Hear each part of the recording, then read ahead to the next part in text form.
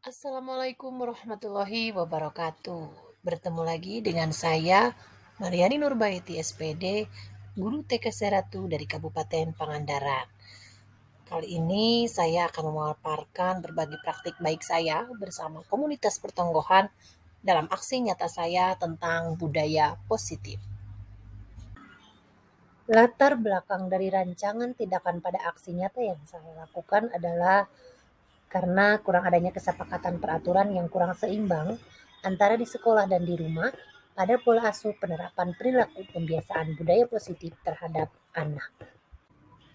Dan berikut ini adalah beberapa tujuan aksi nyata yang telah saya lakukan. Yang pertama, berbagi praktik baik tentang budaya positif. Yang kedua, menumbuhkan sikap budaya positif anak melalui pembiasaan.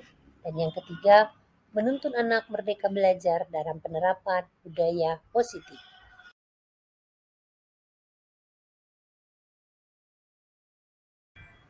Tolak ukur dalam aksi nyata saya adalah yang pertama, berbagi praktik baik pada program budaya positif yang bisa diterapkan melalui pembiasaan dan contoh keteladanan guru, murid, dan orang tua. Kemudian yang kedua, siswa mulai mengenal keyakinan kelas. Dukungan yang dibutuhkan yang pertama tentu saja dukungan kepala sekolah, guru, rekan dalam komunitas, murid, dan orang tua dalam penerapan pembiasaan budaya positif terhadap murid. Kemudian sarana dan prasarana yang mendukung.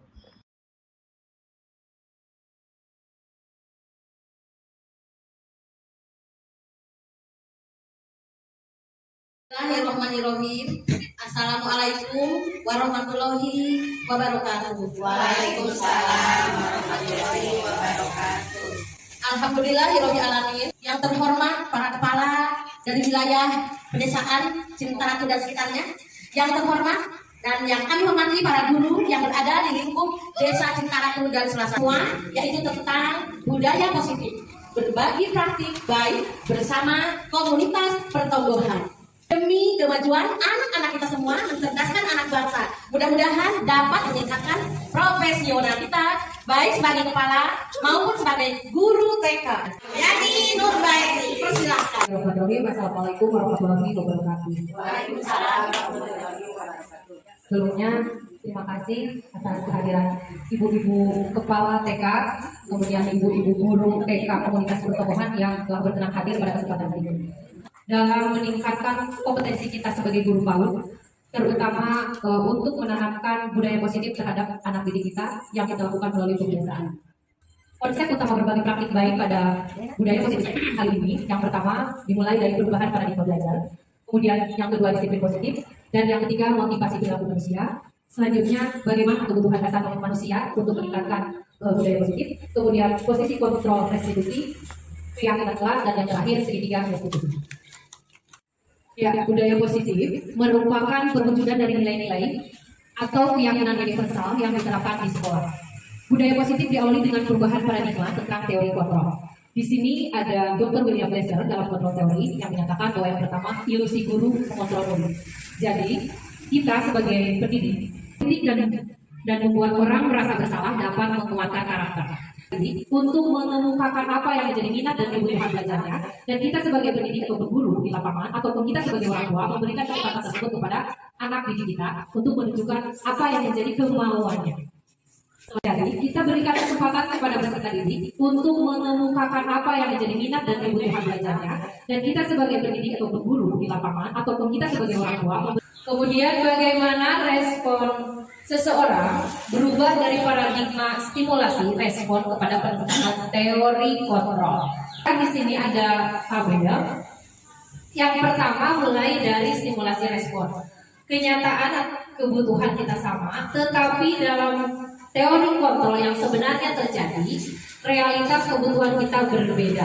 Mereka mengendalikan kita, pada kenyataannya pada teori kontrol sebenarnya kita lah yang memberikan kontrol diri untuk memberikan diri kita dikontrol oleh orang lain. Disiplin positif menurut ibu-ibu itu yang seperti apa? Ini adalah perilaku atau kegiatan kita atau seseorang mentaati peraturan atau tidak keluar dari aturan-aturan tertentu yang sudah ditentukan. Iya, ada lagi yang lainnya. Disiplin itu seperti apa? Disiplin merupakan perasaan tanggung jawab Ya, terima kasih. Bahwa arti kata disiplin ini juga berkonotasi dengan disiplin diri dari murid-murid kita sendiri ataupun disiplin diri dari kita sebagai pendidik. Jadi disiplin diri dapat membuat seseorang menggali potensinya menuju kepada sebuah tujuan atau sesuatu yang dihargai dan bermakna. Pasti perilaku manusia. Yang pertama, untuk menghindari ketidaknyamanan atau hukuman. Yang kedua, untuk mendapatkan imbalan atau penghargaan dari orang lain. Yang ketiga, untuk menjadi orang yang mereka inginkan dan menghargai diri sendiri dengan nilai-nilai yang mereka percaya. Jadi, tujuan dari disiplin positif adalah sebagai guru terhadap murid, mampu menanamkan motivasi yang ketiga pada murid-murid kita, yaitu untuk menjadi orang yang mereka inginkan dan menghargai diri sendiri yang mereka percayai. Selanjutnya kita memasuki kepada kebutuhan dasar manusia. Yang pertama, kebutuhan untuk bertahan hidup, dimulai dari fisiologis, psikologis, dan biologis. Misalnya kebutuhan untuk makan dan minum, pakaian, sandang, pangan, dan papan. Dan selanjutnya kebutuhan untuk diterima, kita mendapatkan kasih sayang dan rasa diterima. Kemudian kebutuhan pengakuan atas kemampuan, kemudian kebutuhan atas kebebasan dalam menentukan pilihan atau apapun yang kita sukai, kemudian kebutuhan atas kesenangan. Jika kita dapat mengidentifikasi kebutuhan apa yang mendorong perilaku kita, maka perubahan perilaku positif dapat dimulai dengan mencari solusi untuk memenuhi kebutuhan tersebut dengan cara yang positif. Pertama, hukuman, yang kedua konsekuensi, dan yang ketiga restitusi. Sebenarnya program ini sudah ada dalam program PMM. Materi-materi yang di sini juga ada di materi PMM yang kita buka di aplikasi platform Merdeka Mengajar. Yang pertama adalah hukuman. Hukuman bersifat tidak terencana atau tiba-tiba.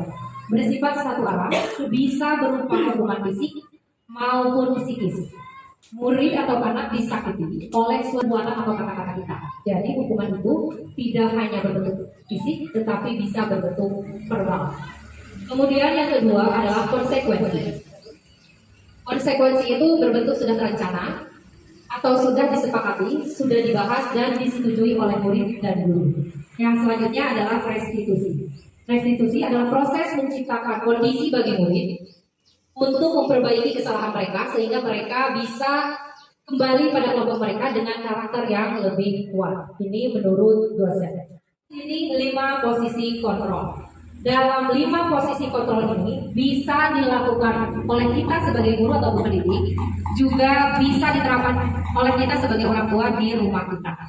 Oke, kira-kira ibu-ibu setelah ada beberapa 5 posisi kontrol, manakah yang menurut ibu yang biasa ibu lakukan sehari-hari dalam pendidikan ibu, pembelajaran ibu dan berlaku sebagai seorang pendidik? Menurut pendapat saya, yaitu yang sebagai pemantau.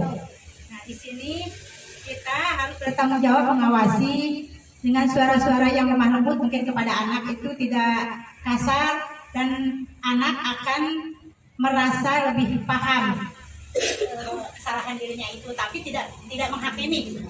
Dan itu namanya untuk penjelasan namanya. Ada yang lain? Ada lagi ibu-ibu? Silakan, ada lagi yang lainnya? Iya, terima kasih ibu-ibu sebelumnya. Kita jelaskan satu-satu dulu 5 posisi kontrol dimulai dari pengukuh. Tentu saja anak juga akan menimbulkan emosional yang marah, kemudian pendendam dan agresif. Kemudian membuat rasa bersalah. Cirinya ada suaranya lembut, memelas, mengungkapkan kekecewaan, tetapi memiliki dampak merasa gagal. Murid akan merasa gagal, marah, tertekan, emosional keluar, dan menyakiti diri atau orang lain. Posisi kontrol membuat rasa bersalah ini merupakan kontrol yang paling memiliki dampak yang kurang baik terhadap peserta didik kita.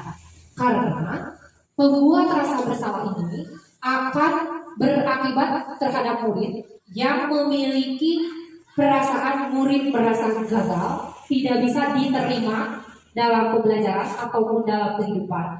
Mengakibatkan nanti emosi anak meluap, mungkin saja bisa menyakiti diri ataupun orang lain. Kemudian posisi kontrol teman, ya, dalam keseharian kita lebih banyak memposisikan diri kita sebagai teman terhadap peserta didik, terutama untuk menjaga emosional peserta didik agar merasa kita lindungi dan nyaman terhadap kita. Tetapi posisi kontrol teman akan memiliki dampak anak senang terhadap satu guru tersebut yang merasa dekat dengan dirinya. Kemudian anak akan tergantung kepada guru tersebut, anak akan menurut kepada guru tersebut dan tidak mengimbau, tidak mengindahkan peraturan ataupun anjuran dari guru lainnya. Jadi terkesan anak tersebut akan pilih-pilih guru, karena menurut dia guru inilah yang merupakan teman terbaik kita. Karena jika kita memposisikan kita sebagai pendidik berada dalam posisi teman, berakibat terhadap anak yang akan merasa tergantung kepada kita. Bagaimana kalau misalkan kita tidak hadir dalam suatu pembelajaran, tentu saja anak tersebut dampaknya mogok belajar ataupun yang lainnya. Kemudian selanjutnya posisi kontrol pemantau. Di sini cirinya bertanggung jawab mengawasi, suara datar, bahasa tubuh yang formal, memiliki peraturan dan konsekuensi jelas. Tetapi dalam pemantau juga memiliki dampak, murid paham konsekuensi, tidak ada emosi berlebih, tetap dalam pengawasan, tetapi dalam posisi pemantau ini, murid belum mampu terlatih, terangsang untuk memperbaiki dirinya. Seperti misalnya kita lakukan dalam penilaian, kita observasi penilaian kan dilakukan mulai dari murid datang sampai pulang. Nah di situ terlihat tanggung jawab kita sebagai pendidik untuk mengobservasi murid, untuk memantau murid, dan kita tuangkan dalam catatan anekdot. Kemudian posisi kontrol manager.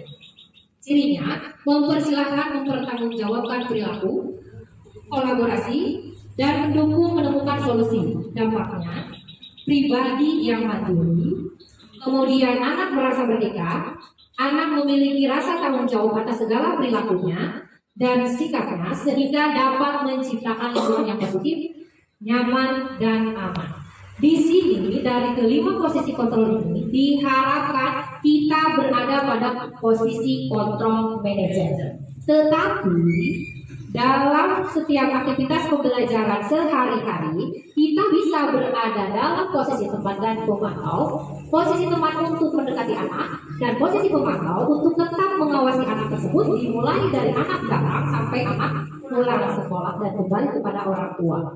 Di sini kita tetap menjadi posisi kontrol manager untuk melatih dan merangsang murid supaya murid merasa bebas mengungkapkan apa yang menjadi minat dan kemampuannya, apa yang menjadi kehendaknya dalam belajar, sehingga anak merasa merdeka untuk belajar, memiliki rasa nyaman, dan tentu saja kemampuan dan potensi alamiahnya akan berkembang dengan baik jika anak berada dalam posisi yang nyaman dalam belajar. Kemudian selanjutnya Ibu, kita menuju pada keyakinan kelas. Apa sih keyakinan kelas itu? Nilai-nilai kebajikan universal yang disepakati secara tersirat dan tersurat untuk mencapai keselamatan dan kebahagiaan. Contoh misalnya dalam keyakinan kelas untuk jenjang TK, jenjang PAUD, misalnya kita sepakati untuk pada awal pembukaan belajar kita bertanya terhadap anak didik kita.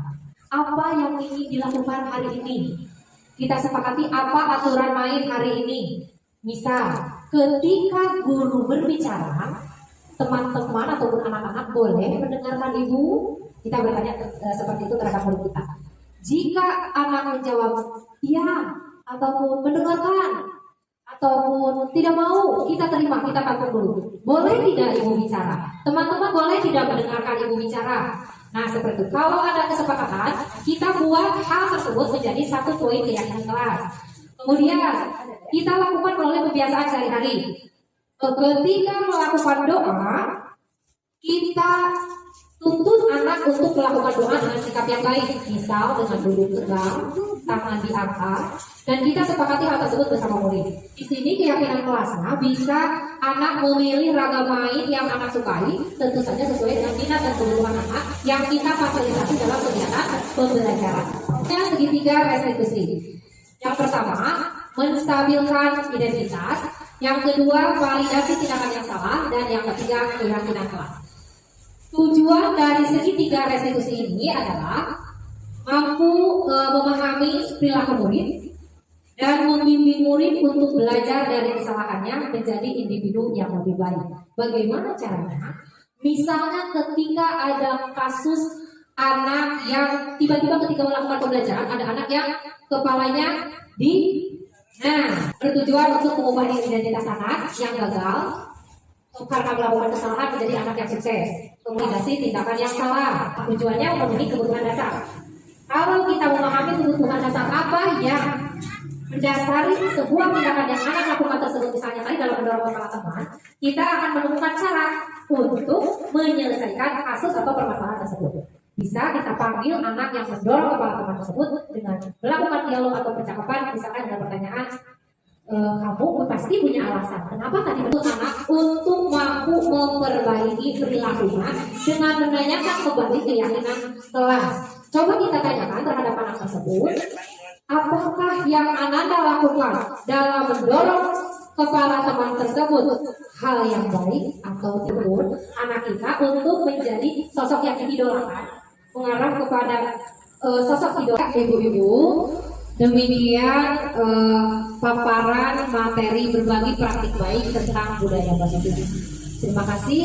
Semoga kita sebagai guru mampu menempatkan diri kita dalam role manager agar senantiasa dan memberikan keyakinan terhadap diri kita dalam bertanggung jawab atas perilakunya, sehingga motivasi intrinsik yang tumbuh dari dalam muncul dan tertanam untuk mewujudkan disiplin dan menjadi budaya positif melalui kegiatan yang dilakukan sehari-hari melalui pembiasaan. Terima kasih atas waktunya, terima kasih atas perhatiannya. Wassalamualaikum warahmatullahi wabarakatuh. Waalaikumsalam warahmatullahi wabarakatuh. Saya kembalikan kepada Ibu Moderator.